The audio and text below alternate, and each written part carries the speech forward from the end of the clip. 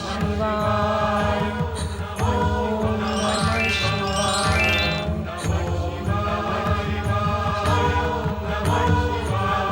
भोलेनाथ, आज आपको अचानक रात्रि में गगन विहार करने की इच्छा कैसे हुई? स्वामी, ये करुण स्वर किस दुखी नारी का है? आज तो तुम प्रश्न पर प्रश्न पूछे जा रही हो।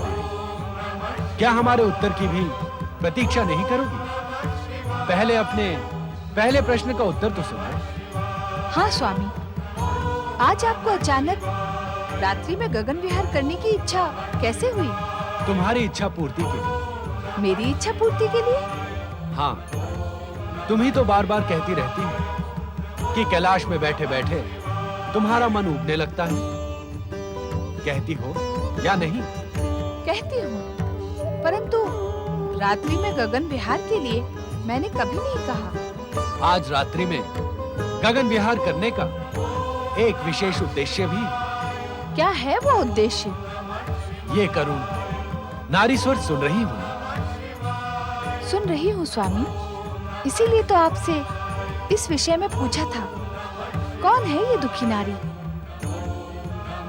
तारामंडल में रहने वाली बुध ग्रह की माता तारा। क्या दुख है इसे? ये बार बार करुण स्वर में आपको क्यों पुकार रही है? उसके हृदय की वेदना है वो पाप जो निरंतर उसके मन में एक कांटे के समान चुभ रहा है। क्या पाप किया है इसने? वो तो तुम्हें कुछ ही समय के पश्चात स्वयं ज्ञात हो जाएगा। इस समय तारा तारामंडल में रहकर एक साध्वी का जीवन व्यतीत कर रही है।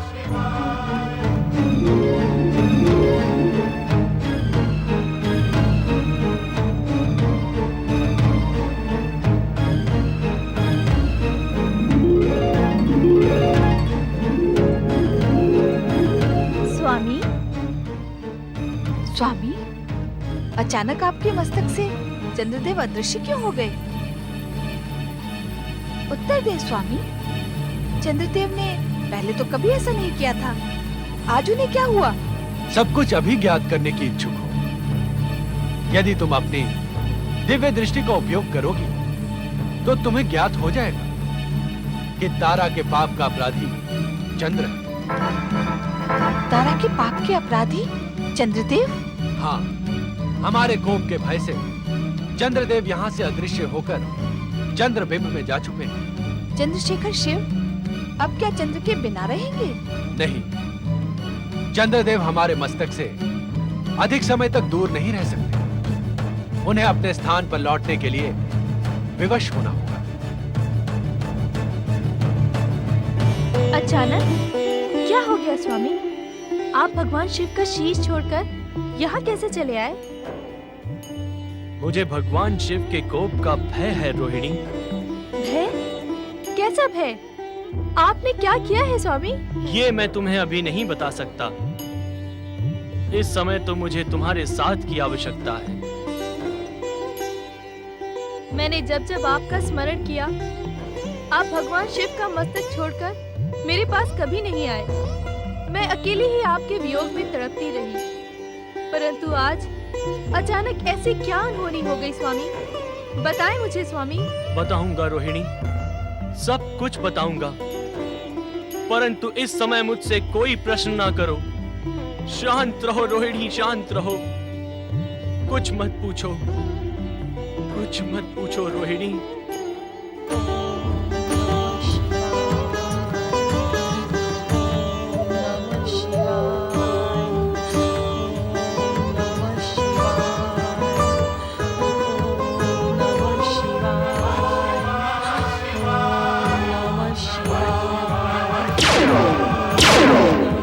माता, तुम्हारी ये करुण पुकार मेरे हृदय को बींध रही है। बताओ माता, क्या दुख है तुम्हें? पुत्र बुध। हाँ माता, बताओ मुझे, तुम्हारा ये दुख दूर करने के लिए मैं क्या कर सकता हूँ?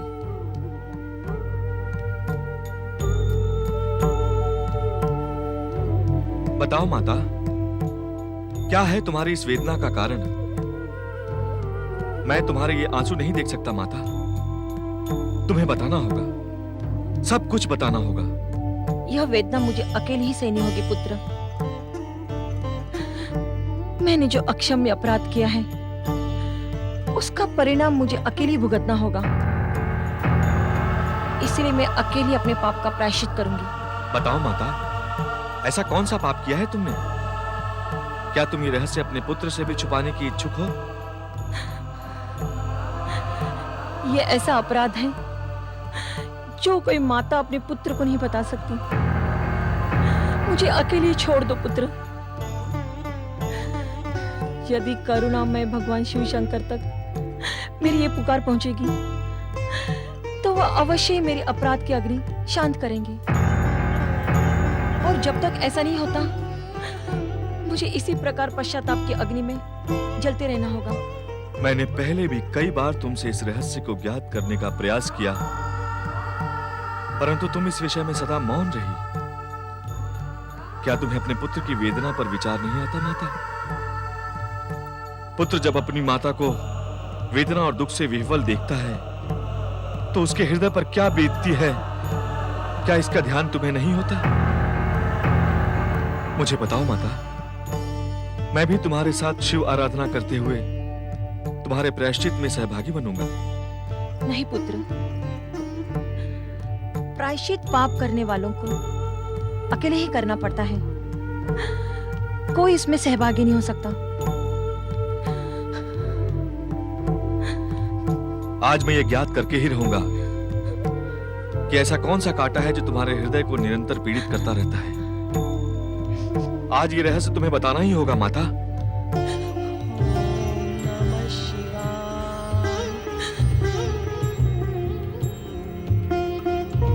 तारा का करुण स्वर अचानक थम क्यों गया स्वामी?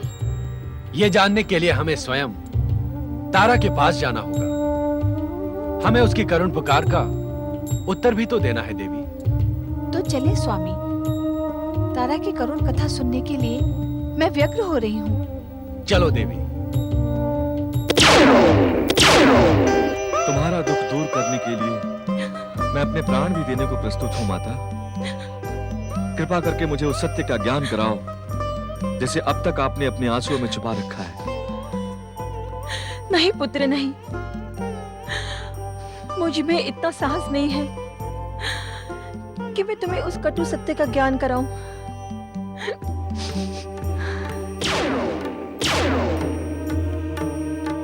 तारा, माता, माता, मुझे इस पाप बंधन से मुक्त करो माता। मैं ये यातना अब और सहन नहीं कर सकती। धैर्य धारण करो देवी तारा, उठो।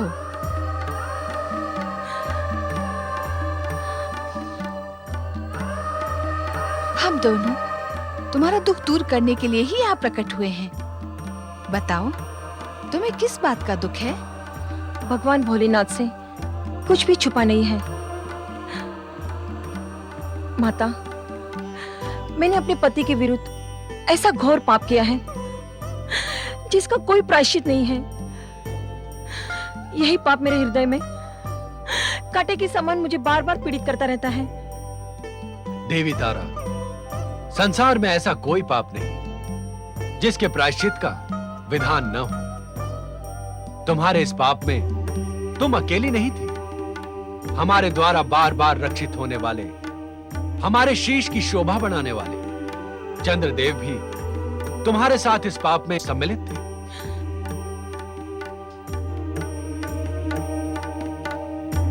प्रणाम। परंतु इससे मेरा अपराध कम नहीं हो जाता प्रभु शिव शंकर। तारा, पहले हमें विस्तार से बताओ, तुम जिस पाप से इतनी पीड़ित हो रही हो उसका प्रारंभ कैसे हुआ?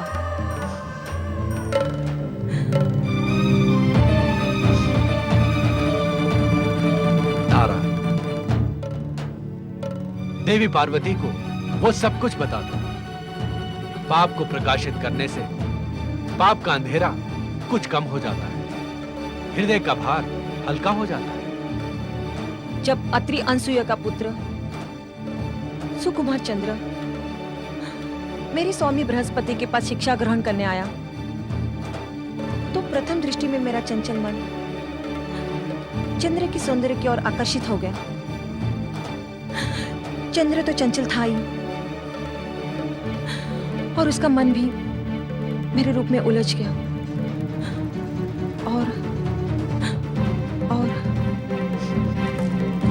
ओम नमः शिवाय। ओम नमः शिवाय। प्रणाम गुरुदेव। ओम नमः शिवाय। प्रणाम प्राणनाथ। ओम नमः शिवाय। ओम नमः शिवाय। ओम नमः शिवाय।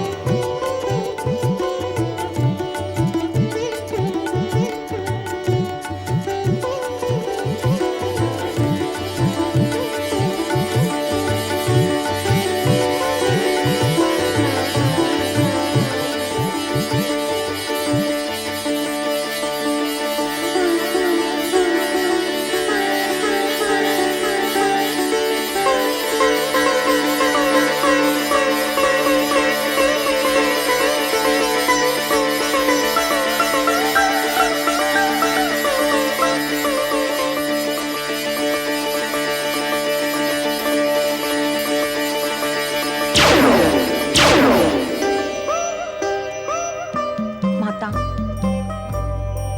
इस प्रकार चंचल चंद्र के प्रथम दृष्टि प्रेम मिलन से मैंने न केवल अपने पति के साथ विश्वासघात किया है, अपितु अपने सतीत्व को भी कलंकित किया है, जिसका परिणाम है तुम्हारा ये निर्दोष पुत्र बुध। नहीं माताश्री, ऐसा न कहो। सारा संसार जानता है कि मैं देवगुरु बृहस्पति और देवी तारा का पुत्र बुध हूं। ये सुनकर मेरा हृदय छिन्न भिन्न हो रहा है माता। कह दो कि ये सत्य है।